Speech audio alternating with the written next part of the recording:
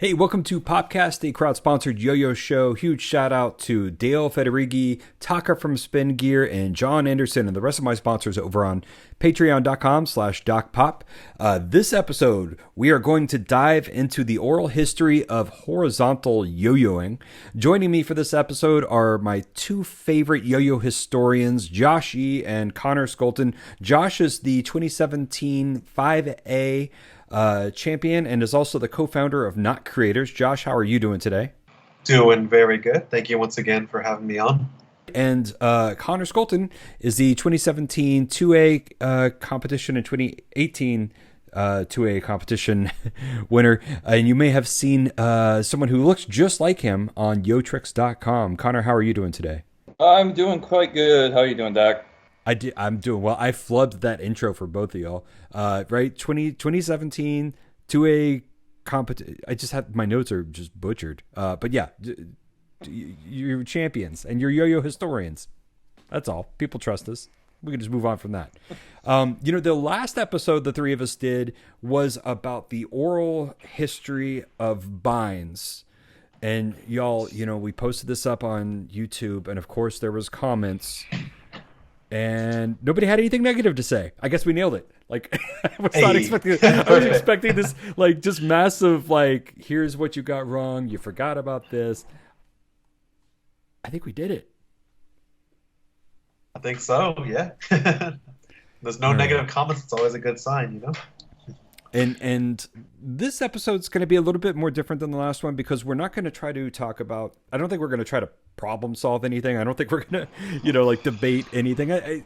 We're mostly just wanted to talk about the style of yo-yoing that's popped up, which is horizontal yo-yoing, which is basically yo-yoing with the yo-yo on the same plane as the floor. Now, I think the appeal of horizontal is clear. Every hobby, every skill toy, I think the first thing everybody wants to figure out is how can I turn this sideways? For instance, skateboarding is famously something that starts on the ground and ends on the ground. All four wheels on the ground. It's famously horizontal. And then homies came up with primo. And primo is the idea of landing a trick on the edge of the board, kind of standing upright.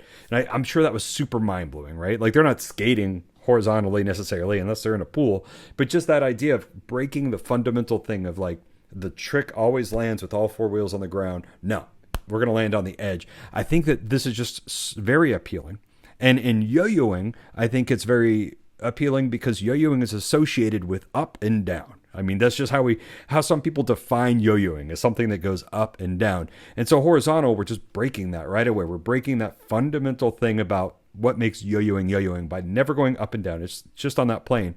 But the other thing about horizontal that's really cool is you have to have momentum to keep it working. It's not going to work if you stop, right in the middle. You can't pause. It's all about this high risk, high movement, high momentum kind of thing. And I think that makes it really exciting to watch. So that's what we're going to talk about today. And I'm kind of done with my long-winded intro. Connor, why don't you tell us just before we get started, what was the first time you remember seeing a horizontal trick? From what I recall, I'm always thinking in terms of basics, right? So for me, it would have to be like probably around my first exposure to yo-yoing. Because if we're going to count horizontal, I am going to count the original tricks, like, for example, Sleeping Beauty, Flying Saucer, Lariat, Rattlesnake, all of those old school tricks. Even talking like Texas Cowboy or even Dog Around the Block and baseball. So when I saw tricks like that where the yo-yo was tilted over to the side and you had to learn to throw the yo-yo sideways like it was a frisbee, that is what I consider my first exposure to horizontal. And for me, that would be the old VHS tapes of the THP crew with Dennis McBride, and then there was also like coverage of THP at that Japan Nationals, where they had thousands of people showing up to that, and they had that news coverage of it. For me, that was my first exposure to yo-yoing in general, and really there were several of those basic, I guess, horizontal tricks in there. Yeah, I mean, you mentioned the UFO.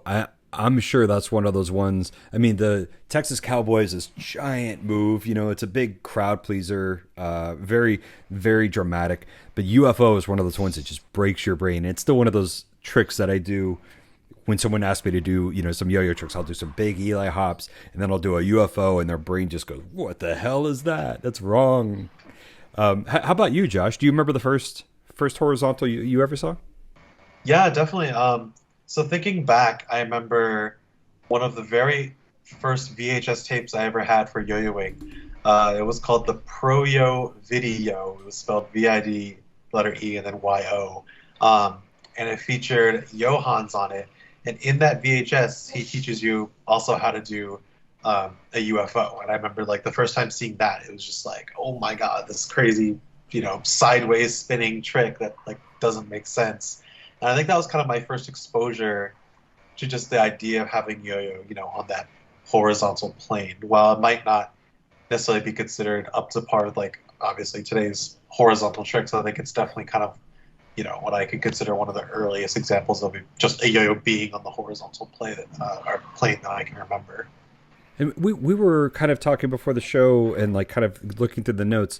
There's the Texas Cowboy and UFO. We're not going to find who did those. I mean, at least not for this episode. That's probably lost to history. I should have reached out to some of the old school pros. So we're not really going to be talking about those. But those obviously led the way to everything we're talking about. And you mentioned Pro Yo, and it occurs to me looking at this list how often Pro Yo comes up on here.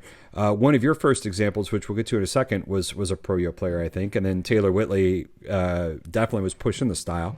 But even before all of those, I think the first time I kind of remember seeing a very dramatic horizontal trick that seemed to be something new, like this is a new thing, not just UFO or whatever, was 1, 2, 3, fire!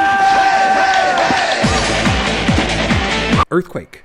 Johans doing the earthquake, which is Texas Cowboy, where you're sitting on the ground, and I always used to call it butt quake. I have to think about it sometimes. It's like earthquake. You're sitting on your butt, and you do around the world over your head and kind of go under. So just as a coincidence, Pro Yo and the Playmax players really really come up a lot in this conversation. It's kind of interesting. Because if I recall, earthquake is also based on the jump rope skill. They call it a rump jump, I believe, right? Mm-hmm. And then I do not know their history in their realm at all, but I know the jump roping people definitely have their whole culture and stuff that might have led to some things there. So, well, first off, I got to give Connor a huge shout out for even starting this nice little Google Doc. This is much fancier, I think, than some of our other episodes, and it's really nice to kind of have something that we're all centering on. And then Josh just right away filled it with tons of videos. So what I was hoping is maybe for this part where we're just talking about the history of string trick horizontal, 1A horizontal, kind of going up into the 2010s or so, just kind of the early days of it. I thought, Josh, maybe you could kind of walk us through some of these. And Connor, if you have anything to say, feel free to interrupt whenever, but we'll kind of let Josh take it over from here. Totally. So when I thought about, horizontal string tricks, I think one thing important to mention is that with horizontal string tricks, it's not always necessarily completely horizontal. So when we think of horizontal tricks today, it's we think of this completely, sideways yo-yo, but a lot of the early examples of horizontal, as we'll call it, are more off-axis. So essentially, where the yo-yo is not totally sideways, but it's definitely, off your standard straight up and down plane. It's at an angle, which, of course, given the time, is still difficult to do. We got a whole bunch of different ways to describe this, and everybody seems to have their own version of the word for this, So even Diabolo, they have Vertax and Excalibur for describing it. Poi, they call it ceiling plane or floor plane when they do it. And then yo-yoers seem to be all over the map when they try to describe this. You guys have any more on that? Because I'm kind of blanking on a few synonyms here. Basically, just more. It's been more recently. I feel like that a lot of players have been saying it's not truly called horizontal unless it's completely sideways. where I feel like that's something that's only come up maybe in the last couple of years, whereas, people who were doing off-axis tricks, 2009, 2010, 2011, you would still call it horizontal, even if it wasn't completely sideways necessarily. To what both of you are saying, I guess first off, the off-axis thing, I totally forgot about off-axis, but that was kind of the beginning was off-axis. And I remember when I first tried to do horizontal, people kind of like, no, you're not horizontal. Like, it needs to be horizontal. So that must have been pretty late that I was doing it, because I think early on, just anything sort of sideways was sort of just interpreted as hard. But then there was a moment where like we were like, oh, this is a thing now. And if you did it wrong, people would be like, hey, you're close. You really need to like bring your shoulders back, right? like be upright when you throw, otherwise you'll just get down. Yeah, arms up. Up. And it's weird too, because when you get locked in, when you do it right, when you have your shoulders back and your arms up, it's weird because it's almost like it gets more horizontal. There's like this moment where like if you're off too much, it just gets kind of lower and lower. But there's a moment it seems like, oh, it's really on there. It's like it's on a track. And Connor, to what you're saying in terms of the names, the I think you're kind of on the right track with like, I think Diablo was definitely had horizontal way before kind of yo-yoing did, and so I think yo-yoing just copied Diablo's names, because I found this tutorial from 2011 that's it was in the early days of kind of like referring to it as anything other than just off axis, and they were like, you can call it horizontal or Excalibur or Vertex, and that's exactly what the Diablo players had already established before. And in yo-yoing, I think we've often copied Diablo names, so it kind of makes sense that we at the time were just calling it those things and eventually just kind of came back to calling it horizontal. In regards to like the earlier question, we were saying like one of the first examples I thought of when it comes to early examples of string trick off-axis or horizontal play. One of the first contests that comes to mind was Nationals 1998. So Nationals 1998 in the 1A division, there were actually two examples of the same trick that actually two different players did. So it was a off-axis horizontal brain twister. So if you know brain twister, it's pretty relatively self-explanatory. But it was a brain twister that was done off-axis, so instead of being straight down, it was kind of like at a tilt. This was kind of an interesting one because there's video footage that exists of this contest, 1998 Nationals. But if you want to go before 98 Nationals, it's really hard to find any sort of contest footage. So as far as history and historical video exists, this is the earliest example I could find of this trick. The first one being from David Gonzales, who was on Team Pro-Yo, actually, in which we were talking about the Pro-Yo players again. He was one of the people that did this, and then the 1A champion, Sky Kiyabu, also does the same trick, off-axis brain twister, and he was the first place winner of that contest. So I don't know if one person took it from the other, or if there were early examples of that same trick, but as far as I can tell, that is the earliest example of a horizontal trick that I can find that involves being on the string. Yeah, I mean, it's 45 degrees for both of them. I mean, being kind of generous, and the crowd goes nuts. They love it. So it must have been something at the time. It's hard to say if it existed before that. Okay, so that's where we first see it in terms of the oldest recordings of horizontal yo-yo tricks, or the beginning of at least off-axis tricks. Mm-hmm. And then once again, it looks like kicking tricks, which is just eternally going to come as a starting point. Like anytime we have a conversation, like, well, kicking tricks, 30 minutes in or whatever. It was that revolutionary. It was a wild time, and man, how lucky we were that they were recording that with like that nice gear. But tell us about what happens in the Kick and Tricks video. Yeah. So in the Kick and Tricks video, you have another Pro-Yo player once again, Taylor Whitley. He ends up performing a trick he called Ambry, and this is a trick that's actually very much horizontal. It's essentially kind of like a brain twister. That the yo-yo just kind of coils around. If anything, it kind of reminds me of like a spin top trick more than anything. But in this trick, where you were saying we're definitely being generous with the brain twister example in '98. This trick is pretty blatantly horizontal.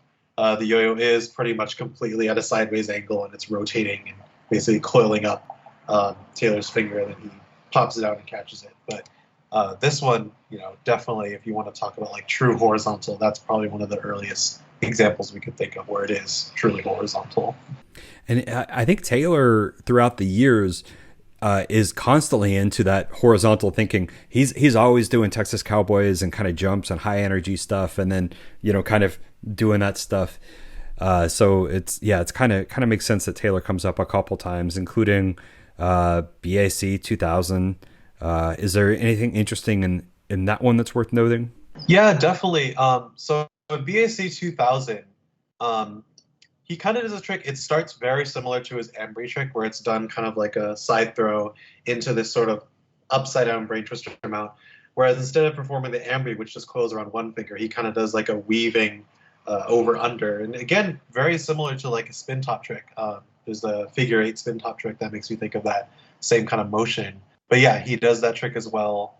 And, as far as I know, that's the earliest example of something like that I can think of too. Yeah, I think we're pretty clean here. It might be crazy when Taylor does it, because I'm also thinking about like the fact that Doc is always going to show up in history, and it's like, yeah, when is the letter A going to show up as a horizontal trick, right? And I'm like, you look at that video and you go, oh, it might be the letter A, but then you realize, oh, he's going over both of his arms. And then the next revolution, he's going underneath both of his arms rather than going between both arms. Mm-hmm. So letter A hasn't happened yet. Yeah. Well, that makes sense too, because basically when you do a rotation in front of your hands and you do a rotation behind both your hands or whatever, and Diablo, that's called a sun. And, you do one big sun and you get a twist, and then you do a sun on the opposite side, either behind your head or whatever. And so that kind of makes sense. Horizontal, like I think letter A, I was very much this was too hard to do, trying to do it behind both hands. So like it was easier to kind of make the hoop and move it.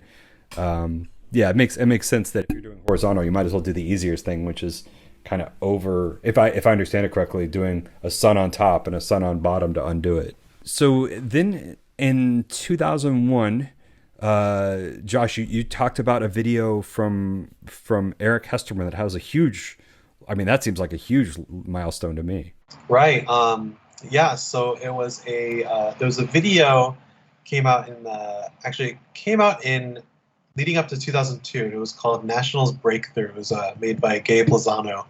And in this video, it features footage from both Worlds 2001 as well as Nationals 2001, and just a couple different, kind of like a compilation of just different footage that was gathered together throughout the year of 2001 that was sort of like leading into 2002.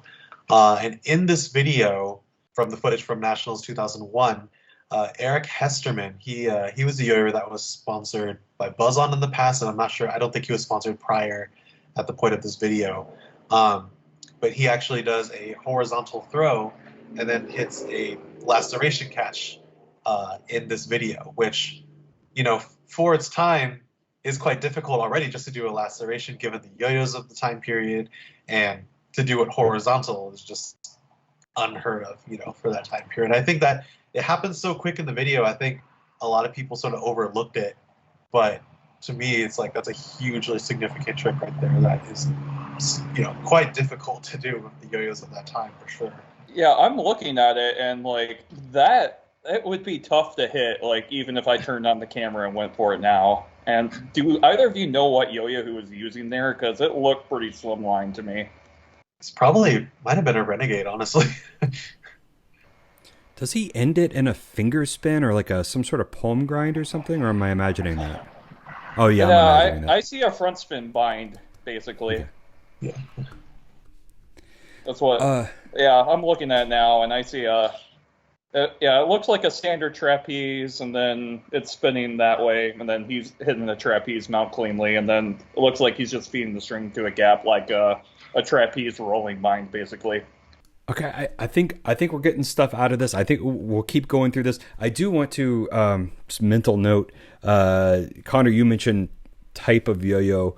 I want to talk about maybe at some point, not yet, but I want to talk about what types of yo-yos people were using for horizontal, and if like mods were involved, and if any technology changed the way we do horizontal. So y'all can think about that. But let's get back to these kind of like milestones, because 2002 I see gyroscopic flop, and I'm excited. I want to know what that one's about. Definitely. So for 2002, so first of all, leading from 2001 world champion Tomonari Black Ishiguro, coming into 2002, he definitely was trying to kind of push the limits of like what his trick style was. In 2002, he came out with a new freestyle that, was much more technical than his previous year's win, and it was obvious that he was trying to just kind of, break the mold of a lot of what his prior tricks were.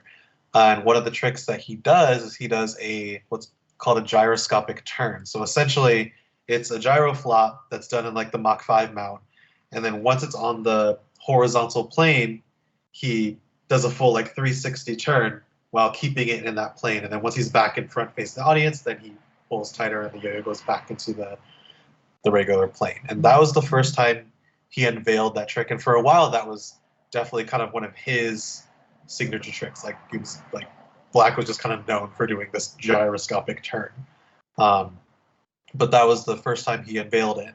Definitely when he performed it, you could hear from the audience, people were kind of like, whoa, like that's crazy, Yeah, was this the first instance, Josh, of like somebody doing a gyro flop and then stopping midway to do a trick? Because after that, like it started to become popular. Like Mickey was doing them after that, and definitely, yeah, Mickey definitely picked it up after Black did it. Because I noticed that there was actually a video. I'll have to try to find this video that came around after Worlds 2002, where it also showed like Black and Mickey were at like a meetup. I think it was one of the Yotomo videos, I think. And then, yeah, Mickey also began incorporating like gyro tricks more so. And then, of course, he kind of took off with that even beyond what Black was doing with it too.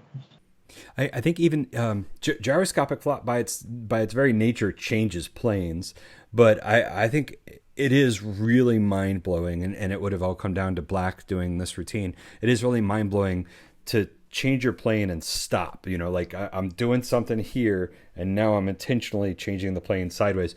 It is kind of funny though, because whenever I see that trick now, really hella years later, 20 years later, and you see him do this, like he gets it just at the right point, and then he does this really quick spin, like lightning fast spin, and then kind of gets it going again, where like I could just hold it there. Like you don't have to spin in my mind. You don't have to rush. And so like part of me is thinking, oh, he's rushing for style, but actually he's probably rushing because that yo-yo, which probably was like a yo-yo jam yo-yo maybe, that probably couldn't have held that as long as like, I mean, modern yo-yo now, I could keep it here pretty much forever in a gyroscopic flop and then continue it or do tricks from it. But I felt like it was going to run out of spin fast was probably the big risk. It wasn't like going to grab, but he probably did actually have to kind of quickly move around and then get it going again. Otherwise, he'd lose his spin. Was that a Black Nova in there, Josh? Yeah, that was a Black Nova. So definitely, a dual starburst, older yo-yo jam yo-yo there for sure. Yeah. So let's get on to 2003. So 2003, there was a contest, and yeah, it was WPI 2003. And a player by the name of Alex Lozyniak, for those of you that don't know, he's one of the most earliest insane tech players in 1A for, I believe he was out of like the Massachusetts area. But he ended up doing a horizontal side throw into a trapeze, and he actually does the letter A trick. Now this is actually a true letter A, where it's weaving with the over-under on the side of both arms. This one's definitely significant for me because I hadn't seen like a more like sustained horizontal trick that wasn't a gyro trick at this point. They could have existed prior to this, but for as far as my understanding and what my knowledge is, I hadn't seen like a sustained a sustained horizontal trick that wasn't a gyro like this at that time. Yeah, the thing with like Alex Lozyniak is like most people will have like their classic, okay, Jordan Cooper is your favorite yo-yoer's favorite yo-yoer kind of a deal, right? And like, and Jordan was, around all these crazy innovative people, and they banded together and called themselves Team Massachusetts or Team MAA, and so like they would always be creating massive amounts of just innovative content and posting them with Sector Y. And they invented a lot of stuff that we use today. And so Alex Lozyniak is probably in the realm of like my childhood favorite player as a guy I looked up to. This trick, it's interesting. It's at the end of his freestyle, his last trick. I think he knows he's going to hit it. He's not scared about like messing up afterwards, but he wants to end on a banger. So he ends on this one, and we're not quite at the point where we have a combo happening yet, at a combo. But this is definitely more sustained and a little slower feeling than those really fast brain twisters. That's kind of early on. So it kind of feels like something different. It definitely feels more, I guess, side style-y, where a lot of the tricks we were talking about up until this point are, for some reason, front style. So let's skip into the future a little bit. I guess 2004. You've got another banger here. What's this one, Josh? Yeah. So in 2004, there was a player who by the name of Liu Yu Pei. He was often competing at the Asia Pacific contest. So this was Asia Pacific 2004. And this was an interesting one because he also does essentially a gyroscopic flop. But the thing that was notable about this one is it was the first time that, as far as I know, we had ever seen someone do like a horizontal gyroscopic flop turn where it goes one way, but then he reverses it and goes back the other way, and then reverses it again and goes back forward. So we had seen, gyroscopic turn where essentially the yo-yo turns and then you have to turn around. We've also seen kind of like the figure eight thing of a gyroscopic turn, but this is the first time we had seen it where it actually changes direction and then changes direction again. So I think that's really significant because now we're starting to see putting a couple movements together on the horizontal plane and not just one motion. Right, because if I recall, that Slack was coming out, and we didn't call it Gyro-lutions yet, correct, Josh? We weren't calling it that yet. Revolutions was going to get popular later, and then eventually people would, call that swinging gyro flop with the Slack, call it Gyro-lutions. As far as I know, I think Mickey was debuting it, or he was going to do it again in 2005. I forget if he beat him to it at this Asia Pacific.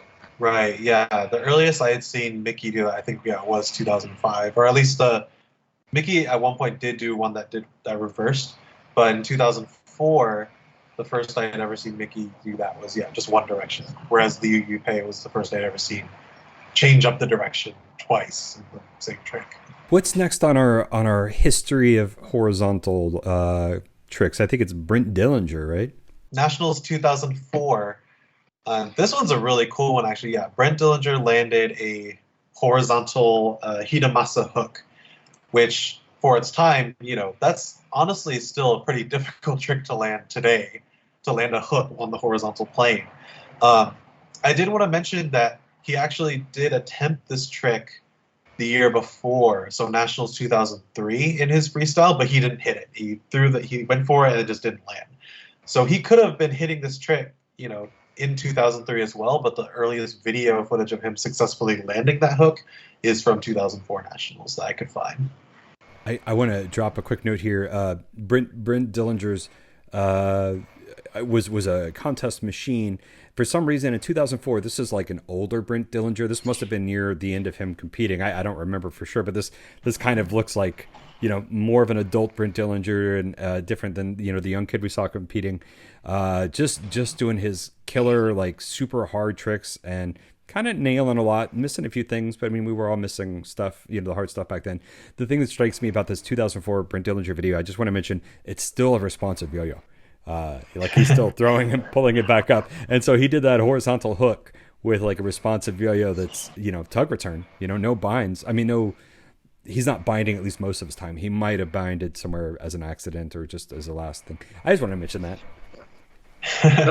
Yeah, because he was that red? Because that was either Spin Master 2 or Spin Master 3.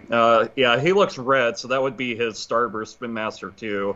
Yeah. Which, if I recall, he sets up semi-responsive, and so when you like do a throwdown, he can catch it. But if the spin goes down a bit, it can, he has a little bit of give to work with to hit that hook. But it's still not much, and it's still pretty impressive to hit it on that.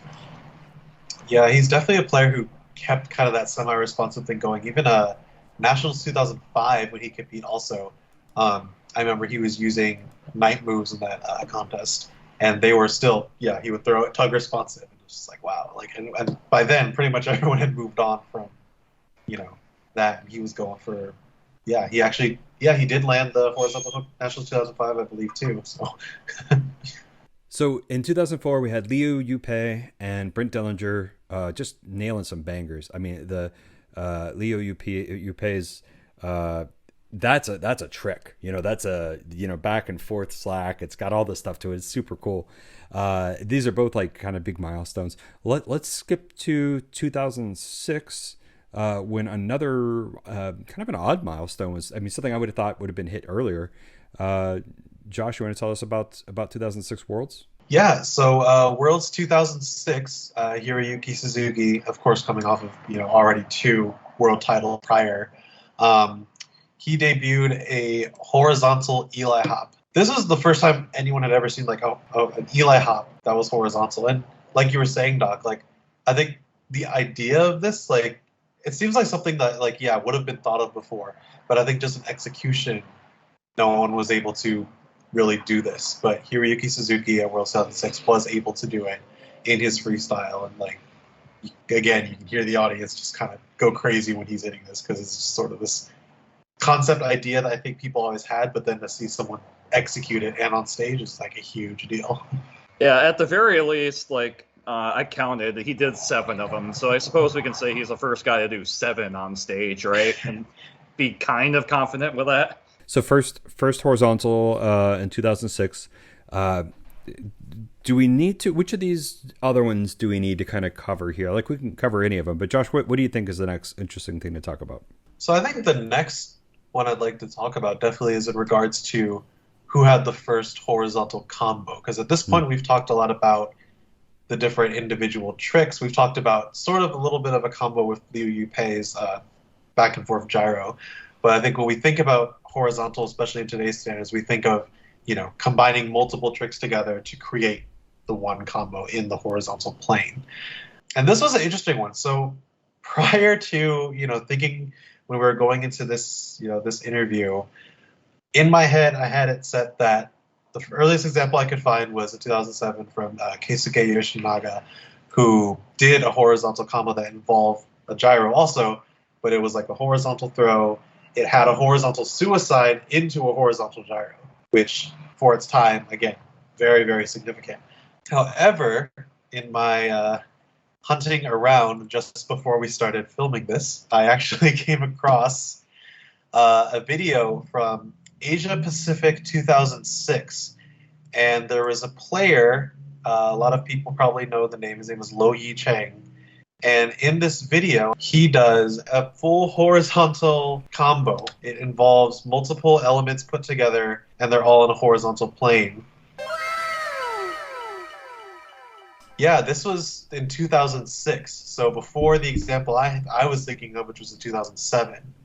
And when I see this trick, to me, it's very clear that it is a full horizontal combo, multiple elements being put together while on the horizontal plane. So all right, so I'm at 247, about to hit play here, about to watch this. Trick Junkies, this is like some must be like a Duncan produced video or something. Maybe not, but it seems to be a very video. Yeah, this was put out by Ian Poe. He actually was sponsored by Duncan at the time, and this was his like promo video, like for the Asia Pacific contest after it happened. Yeah. So like a contest recap featuring a bunch of different players.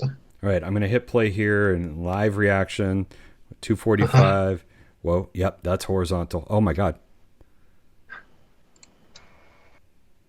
Yeah, that's a long ass combo. 2006, you said? Yeah, this was from AP 2006.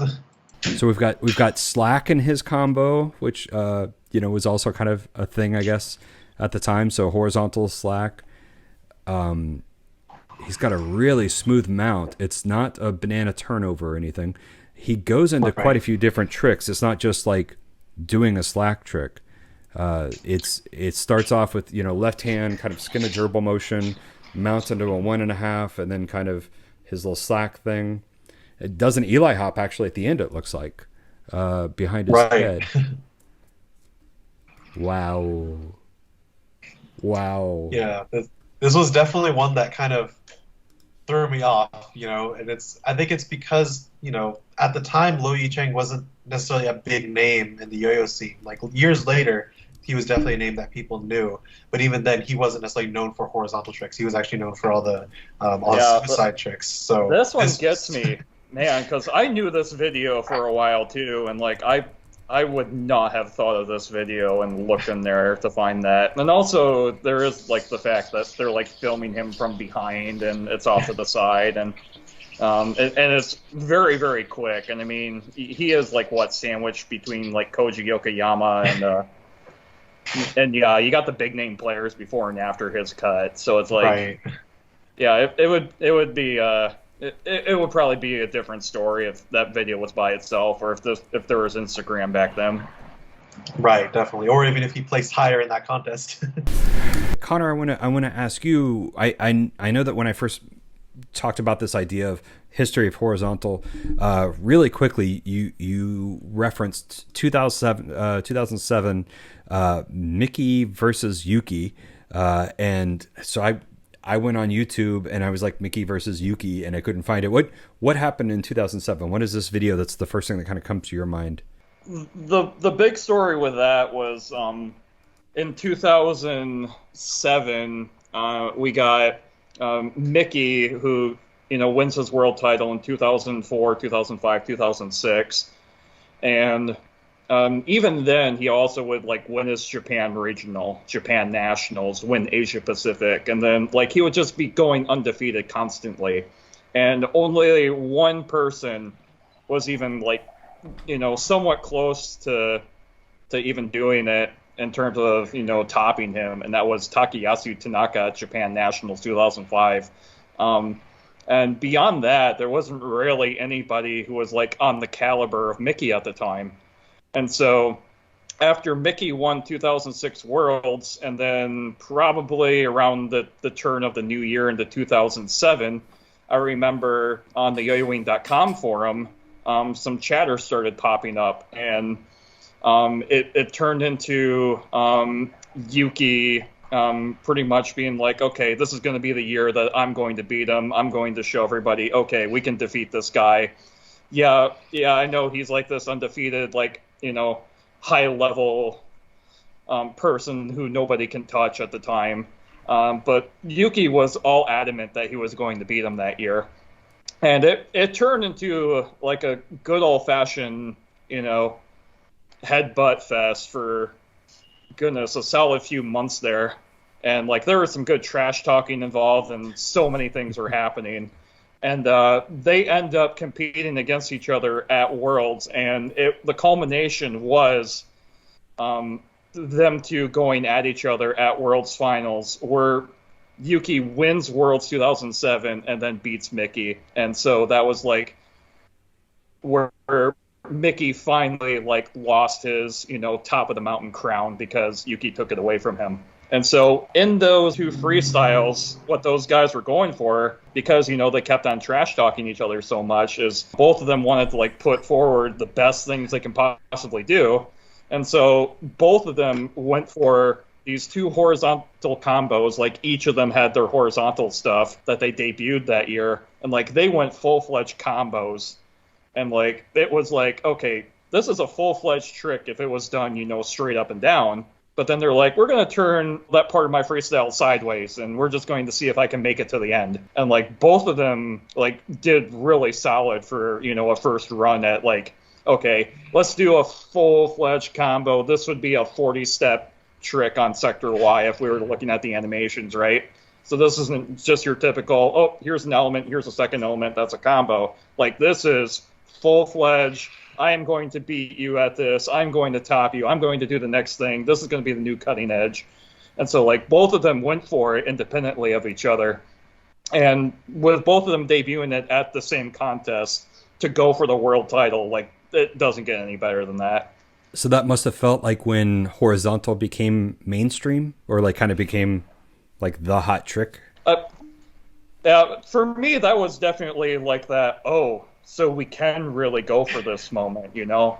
Like, okay, so this isn't just going to be like a fleeting style where it's like, okay, this is going to be a fad, and then like we're going to move on to the next thing, which we were doing plenty of at the time.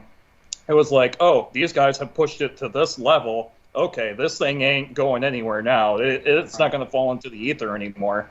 We're actually going to stick to this and see how far we can take it. Like, that's when I realized, oh, that's what horizontal is going to do. Yeah, I was going to mention too, like, I think it was following Worlds that year that we really did start seeing more players start to experiment with horizontal combos. That wasn't necessarily a gyro trick. I think a lot of players, leading up to 2007, you had a lot of people who were doing gyros, tricks within that Mach 5 gyro mount. But I think following World 2007, people were seeing, Nikki and Yuuki doing these extended, long horizontal combos. I think that was really the starting point where people were like, yeah, like Connor was saying, okay, like this can be an actual style and like something that we can progress with. And then it just started a whole wave of people trying out things within that. Which of y'all dropped the note about Shinya Kido in 2008? That would be me, because if I recall, Shinya Kido also defeated Mickey at like a Japan regional, and I remember, like, in his time when he first defeated Mickey, it was like, oh, Yuuki was talking his way up to it. Then it was like, okay, this Mickey guy is actually beatable. Then Shinya Kido came out and just did a insane routine. I forget if it was a Japan national or Japan regional, but like, that was the first time I saw a guy, like, not just go 45-degree horizontal in a string trick, but we're talking, like, full 90 degrees. Okay, I'm going to do a brain twister combo completely sideways without the help of a gyro mount, keeping things stable. And I think that there's just one more bit of, like, history to talk about. I think we've kind of talked about all these milestones, and then after that, like, people just kind of like, now it's just a thing. People know anything I do here, I can do here, or whatever. A lot of these milestones have been found. The one that I wanted to mention was 2010 World Yo-Yo Contest. Jensen Kimmitt is doing, I guess, kind of a sideways around his arm kind of thing, kind of a not straight into horizontal, but he does, as he's kind of in this arm combo, do a horizontal banana turnover. Basically, with his left hand, he does a thing that's now a fundamental way of getting into horizontal. And I guess quick note, you don't have to do banana turnovers to do horizontal. For some reason, the two are like very associated. I think it's a very easy way to get into it. I do encourage people, I'm just putting this out there, you don't have to, like, you can also just like get into it, like, with practice or whatever. But yeah, banana turnover is a fundamental part whenever we're teaching horizontal tricks. It seems like people, start with that thumb wrap and bring over. So that would have been surprisingly Jensen Kimmitt 2010, which I guess explains the weird name, banana turnover. It's like, when I never really thought about it before, but when I was thinking about today, it's like, man, who named that? And having it associated with Jensen, I'm like, okay, yeah, that kind of makes sense. Some weird name for some really fundamental thing that we do now. The man is committed when he actually, in the tutorial, throws a real banana turnover at the wall. And I guess on my rant, I just did, I don't know if either of y'all have any thoughts on it, but I will say, Skin the Gerbil became, just as like Skin the Gerbil was sort of a very good intermediate trick, kind of like I'm a beginner, I want to get to the point where I can do Skin the Gerbil. Skin the Gerbil horizontal, I think, became kind of one of those things where a lot of players, when they wanted to learn horizontal, Skin the Gerbil was their goal. And it kind of makes sense, because even though Skin the Gerbil has stops, it's not always moving the same direction. It is always kind of moving, and those stops are very manageable. So it is a really good, I think, beginner trick, intermediate trick for horizontal. My one request, I put this in my Skin the Gerbil video too, I think. My one request is if you do want to do Skin the Gerbil horizontal, try to do it without the banana turnover. You can do all the rest of your tricks horizontal with the banana turnover, but if you're doing Skin the Gerbil, you know, that's always been one of those things. It's like, this is a very specific thing. I want you to do that specific thing here, you know, trapeze to the Lindy, you know, straight into it. And you can do it. I know you can. You know, just that one trick, and then you can go back to banana turnover. That's all. That's my.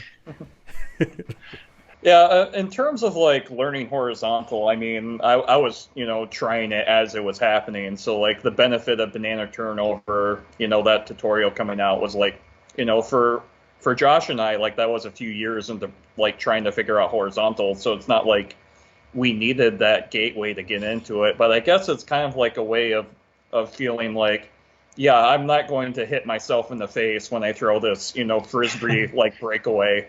And like, I need a way to grab the string first, feel like I'm in control with the other hand, and then get into the trapeze.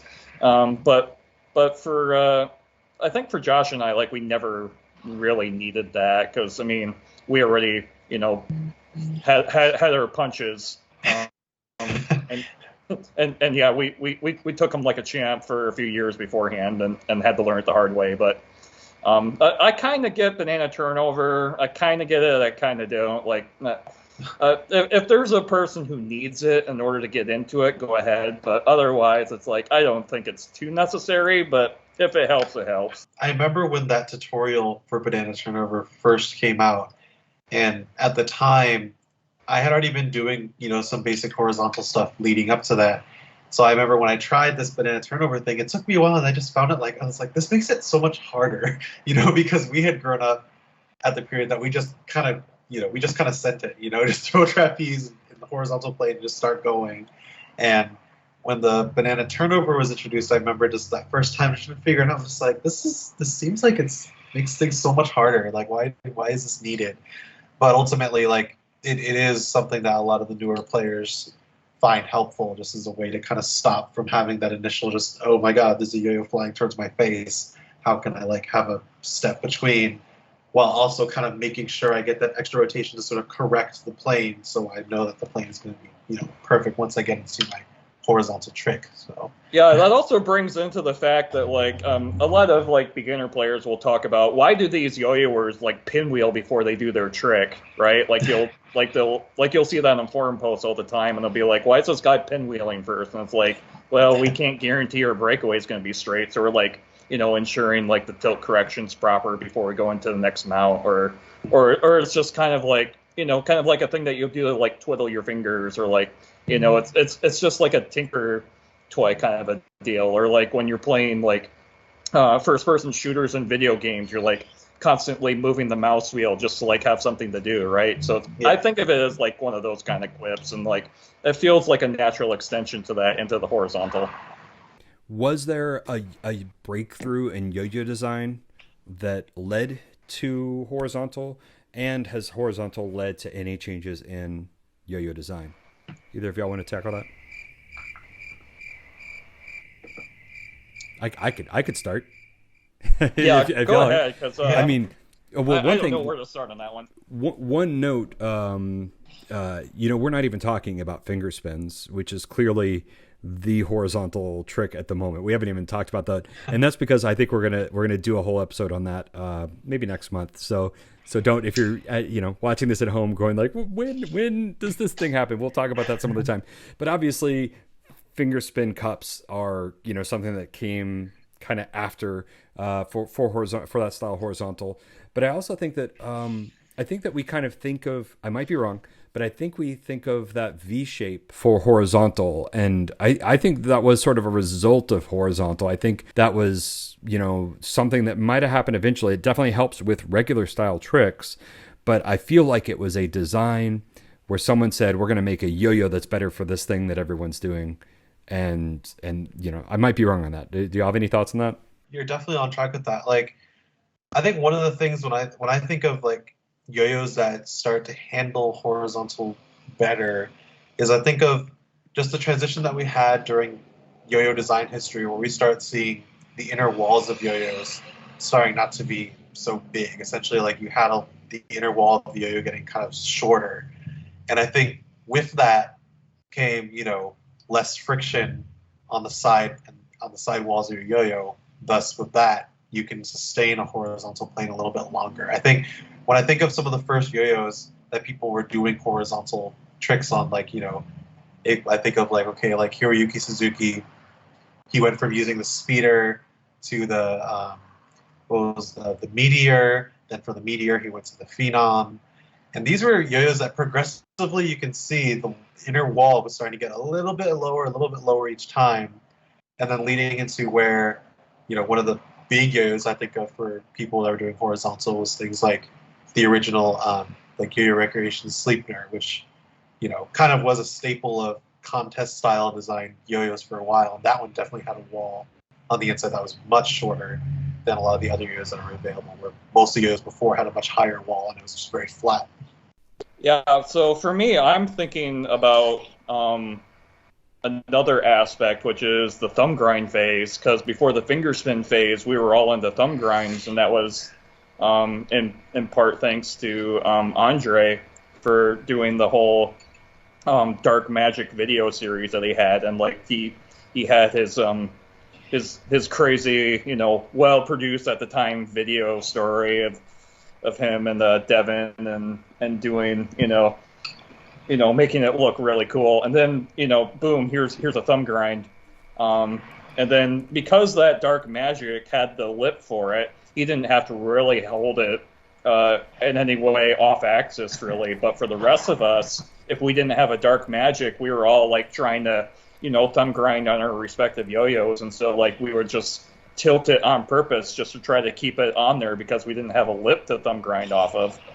And so like I started like getting the sense of like, oh, so we should start paying attention to like the design of horizontal play because of these thumb grinds that are coming out, and because everybody's starting to tilt their yo-yos, and especially after the dark magic days into like 2007 onward, then it's like, okay, we don't have a thumb grind lip anymore, but we still want a thumb grind. Okay, what do we do? Okay, we're going to start tilting it a bit, and then here comes Ben Condi doing all these crazy off-string thumb grinds, right?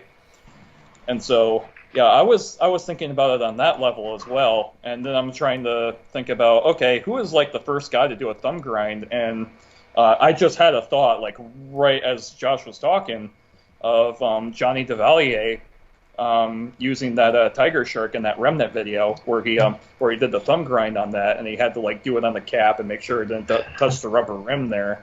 It's interesting you mentioned that too, because one of the videos I think of, the yo-yo did have to go a little bit horizontal to complete that trick, and I'm pretty sure he even caught it horizontal, because once it kind of ended, it was like pretty much on the side. So then he binded after that. I think he had to do that Dave Poyser bind and like catch it sideways and like try to recapture it while it was sideways. Yeah. I mentioned earlier, I always used to be confused why they're doing gyroscopic flop and then so quickly turning as if like time's running out, and that probably was yo-yo design. I mean, the yo-yos becoming bind return probably opened up that gap a little more. Definitely getting rid of starburst would have made horizontal a lot more pleasant to do. I mean, you're still kind of rushing through it. It's not like you can do it, take your time. You still have to move, but you don't have to be quite as fast. You can actually kind of like stick in a trick longer doing stuff. So bind return yo-yos and C bearings and the V-shaped yo-yos like the Sleipner, Tropner, these all would have been kind of evolutions that helped lead to horizontal, but also horizontal fed and kind of changed the shape of yo-yo design. I think it's near time to wrap up. Connor, you had some really great references for tutorials, but you also talked about physics. Which of the two, do you want to talk? Do you have anything interesting to talk about in physics? The thing I do want to talk about that we haven't gotten to see much in the yo-yo world is the physics part. And so in terms of making the yo-yo work, it really what we have going on here is a pretty classic physics problem. If you study things about angular momentum, torque, precession of spin, gyroscope theory. All of that stuff is being applied physically to what we're doing in horizontal, and everything that we're doing in there can be explained mathematically and physically.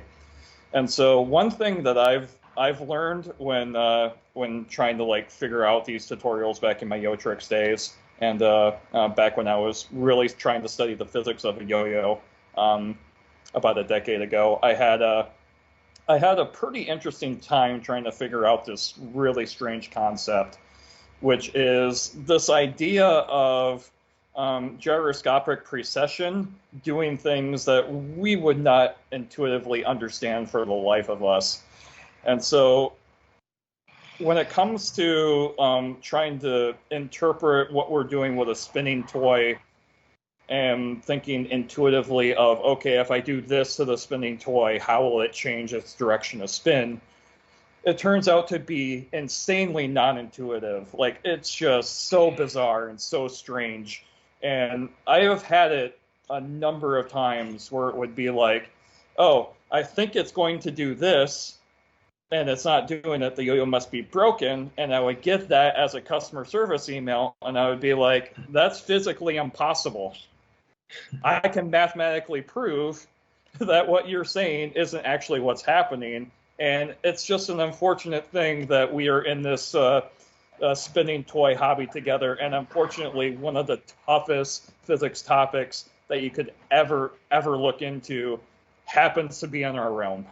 Gyroscopic precession kills me as like the creator of the gyroscopic flap for yo-yo. When people ask me, how do you make it go forward or backward? I'm just like, just wish it. Just I can't tell you. There's nothing I can tell you. Like, I could tell you to move your hand forward to do this or that, but it's not. Or I could tell you to pull, or I could tell you all sorts of stuff. Nah, it's just vibes, man. It's just vibes. I got no way. But yeah, all that stuff you. can be figured out mathematically. It's just going to be an answer you do not expect, and it's going to confuse the heck out of you when you see the answer. Connor, if people want to find you and learn more about what you're doing right now, what's a good way for people to do that online? For all my yo-yo content that I'm doing by myself, you can find me on Instagram, or I do have a TikTok right now that's kind of getting going, but haven't really done too much with it yet. But either way, you will find me as Tricks You Forgot 44. Josh, how can people keep track of what you're working on now? The main, mediums I use for all my yo-yo content, I put a lot of yo-yo footage and just different videos up on my YouTube. So if you just search Josh Yi Yo-Yo on YouTube, like, you'll find me. Also, I post a lot of yo-yo content on my Instagram, especially on my my company Instagram, Not Creators. So if you just go to @NotCreators on Instagram, you'll find my stuff there, and you'll find also just other things involving my company and also team players. So, well, thank you all both so much for all the links. We're gonna drop the links. I think they'll either be in the YouTube description or they'll be on my Patreon post, where I can format it a little nicer, kind of like a little blog post. But we're going to have links to the tutorials. We're going to have links to all the videos. And I thank both of y'all so much for sharing all your information with me. It's really good seeing you. And for folks watching, like I said at the beginning of the show, I'm a crowd-sponsored player. I make yo-yo videos like this and do yo-yo online meetups and stuff like that. If you're interested in finding out how you could be part of those or how you can help support the show, check out patreon.com/DocPop. I'm also DocPop on Airthing. So Instagram, I still post hella videos on Instagram. I try TikTok. Yeah, I'm on Instagram. I think that's my little yo-yo scene. So find me on there if you got anything, any questions you want. You can also hit me up on there as well. Thanks everyone for watching. We'll see you next time.